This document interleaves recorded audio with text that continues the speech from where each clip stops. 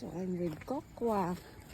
Si Kokwa kasi nakaka-experience ng nose bleeding. Ang hirap magkaroon ng husky pala kasi sanay sila sa malaking place. So, hindi siya kagaya ng Shih Tzu. Siguro nagkakaroon ng anxiety yung aso ko kasi that's dirty.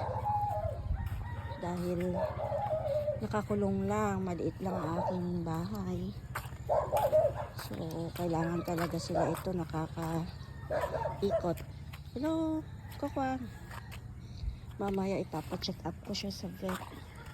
So, magwo-walking kami. Ang aga kong nagising kasi bawal naman sila ito sa... Ay, madumi yan. Dirty. Bawal naman sila to sa init kaya hindi siya pwede mamaya mag-walking.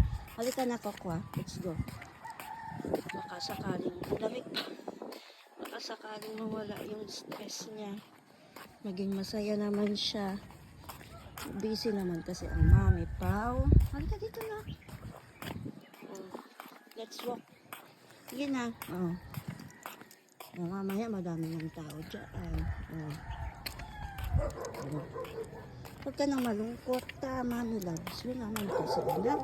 Huwag ka na, huwag na tampo. Naggala man tayo ng isang linggo. Diba nagpunta tayo doon sa bypass road. Halika na. Huwag ka matakot. Malikot siya. Dalawa man ang husky ko. Kaya lang. No. Mas malaki ka dyan.